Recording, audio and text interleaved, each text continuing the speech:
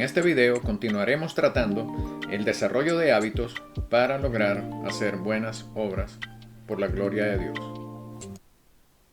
Amigos, las obras son tan importantes que ya el mismo Jesús en Mateo 5:20 nos habla y nos ordena exceder la rectitud de los escribas y fariseos.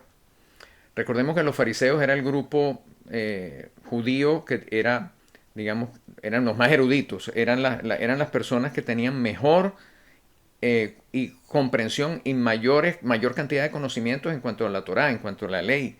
Eran personas que se preocupaban por tener una conducta intachable, porque los judíos piensan o creen en la salvación por las obras. Si se portan bien, van al cielo, si no, no, van al seno de Abraham. Y si no, no, van a la Gehenna. Entonces, en definitiva, nosotros tenemos que ser mejores que ellos. Por supuesto, nosotros los cristianos creemos que tenemos una ventaja porque ya hemos conocido al Mesías, el Mesías murió por nosotros, nosotros tenemos una ventaja inclusive por encima de Adán y Eva, por encima de la condición en la que ellos estaban en el paraíso antes de pecar. Pues nosotros hemos sido redimidos por la sangre de Cristo.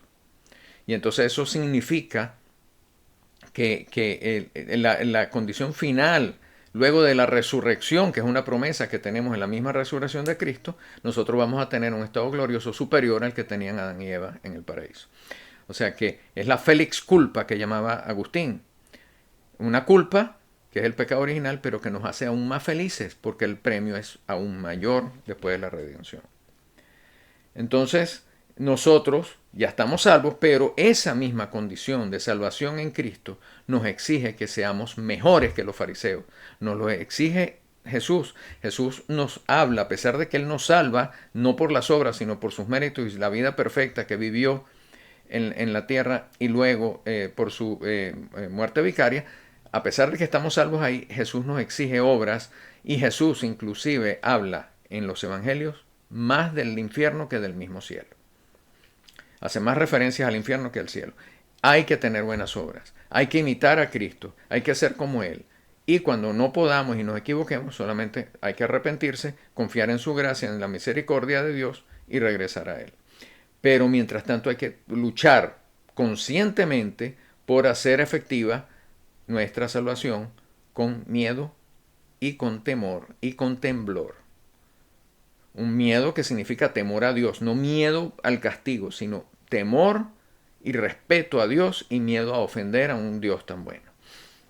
Entonces, esa es la obediencia. Fíjense, inclusive eso ha sido una condición humana desde antaño. Los antiguos filósofos presocráticos, inclusive luego Sócrates, Platón, Aristóteles, y luego inclusive los estoicos romanos famosos como Epícteto, Marco Aurelio, Séneca, nos hablan muy claramente, y no eran cristianos, pero nos hablan claramente de la virtud, de la búsqueda de la virtud y de la obediencia a Dios. Ellos lo dicen muy claro en sus obras, que nosotros tenemos que ser personas virtuosas, personas que busquen obedecer a Dios, personas que busquen el bien de los demás por amor a Dios. Y no son, claro, ellos están hablando de Zeus, de Júpiter, los romanos, pero nosotros hablamos del Dios verdadero, que es Yahvé, y su Hijo Cristo y el Espíritu Santo que nos guía. Entonces, y nos hablan de algo muy importante aún, más importante aún, que es la práctica para desarrollar hábitos, para desarrollar esas conductas habituales en nosotros que nos llevan a tener un hábito de proceder correctamente en todo lo que hagamos. Que sea la práctica nos logra que nosotros, cada vez que vamos a hacer algo, automáticamente se dispare esa necesidad de hacer las cosas completas y bien, para Dios, para la gloria de Dios. Y eso es algo que yo creo que todas las denominaciones cristianas, es algo en que todas las denominaciones cristianas estamos de acuerdo. ¿Cómo logramos eso entonces? Bueno, ya hemos dicho la oración, focalizarse en lo que vamos a hacer, en nuestra condición, y vamos a ver un poco más en detalle eso ahora, pero es muy importante que, como decían los estoicos, focalizarse en lo que podemos controlar. Muchas veces nos focalizamos y ponemos todos nuestros esfuerzos en acontecimientos externos a nuestra voluntad que no podemos controlar y que no dependen de nosotros. Entonces estamos en un constante reaccionar en vez de accionar. Una recomendación muy válida es que nosotros identifiquemos dos cosas importantes. Primero, en este problema en el que yo estoy en este momento, qué puedo controlar y qué no puedo controlar. Y segundo, qué destrezas, qué recursos tengo para enfrentar esa cosa o ese problema o esa situación que puedo controlar. Lo que no puedo controlar está en manos de Dios. Yo voy a hacer todo lo posible en lo que puedo controlar con los recursos que tengo, con la información que tengo y la fuerza y las destrezas con las que cuento. Entonces, eso es muy importante para que nuestro proceso de toma de decisiones incluye nuestra voluntad. La voluntad tiene que estar orientada por la inteligencia y por la memoria. Son las tres potencias, como decía yo en el video anterior. Pero en la medida que nosotros podamos hacer ese análisis detallado de qué situaciones estoy enfrentando, puedo o no controlarlas, me va a ayudar mucho. Hay muchas frases que están inclusive muy de moda en las redes sociales ahorita. Una de ellas es la ley de Folken, que dice básicamente, toma las decisiones si tienes que tomarlas. Dice básicamente, no, si una decisión no la debes tomar, sencillamente no la tomes. No la tomes. O dicho de otra manera más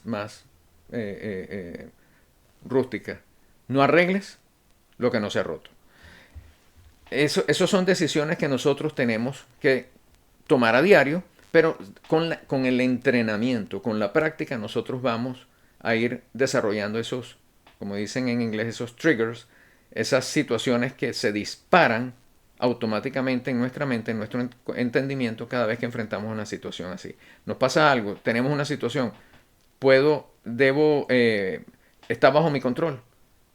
Primero, hay algo que hacer. Debo tomar una decisión. Si la debo tomar, la voy a tomar. Si no debo tomar una decisión, déjalo quieto. Deja que pase. No está en tus manos ni te corresponde. Me corresponde, debo tomar la decisión. ¿Puedo controlarlo? ¿Sí o no? Si lo puedo controlar, ¿con qué cuento? Cuento con...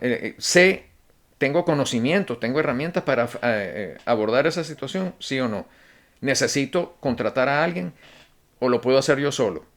¿Qué riesgos tengo si lo hago solo o no? Es un proceso de planificación. Eso es un proceso que hacemos los ingenieros a diario en nuestro trabajo, pero que los teólogos también lo hacemos y el ser humano debería hacerlo.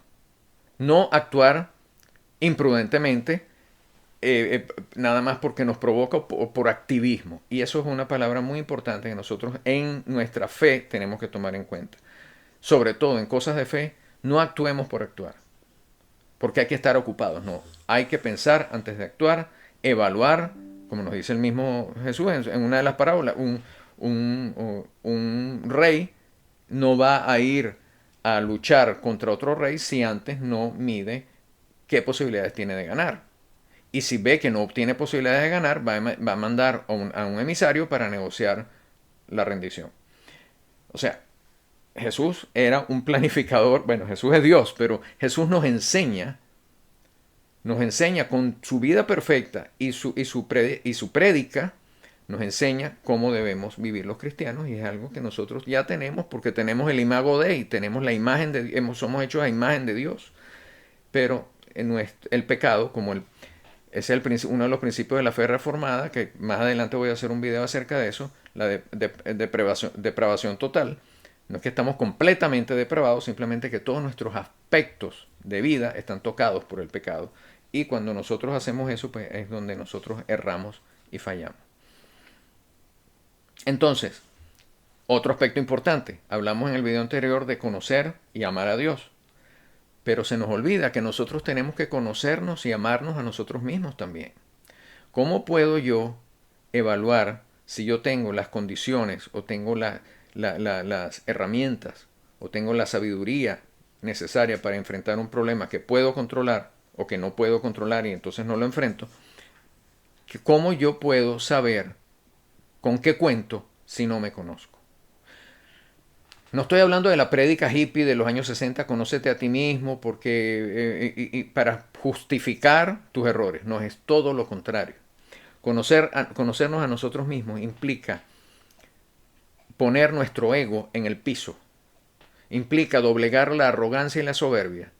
E implica ser lo suficientemente honestos, justos, valientes, tener el coraje suficiente para decir, yo en estas situaciones fallo. Yo no soy bueno en esto. En esto yo necesito ayuda. En lo otro yo necesito corrección. No puedo confiar ciegamente en mí mismo porque yo tengo que estar consciente de mis errores. Y mucha gente está consciente de algunos errores, pero hay otros de los que no está. Entonces yo sugiero, y yo lo hago para mí, yo hago mi lista de correctibles. Yo hago mi lista de situaciones que yo puedo corregir, situaciones en las que yo debo trabajar. Y eso es una lista dinámica. Es una lista que constantemente está cambiando. ¿Por qué? Porque nosotros todos los días cambiamos. Vamos aprendiendo, en unos aspectos avanzamos, en otros aspectos retrocedemos. Pero porque la vida es así, la vida es, lo único constante en la vida es el cambio. Amigos, para finalizar la serie de Fe y Obras, continúa con el último video titulado Fe y Obras, aplicación, parte 3. Muchas gracias.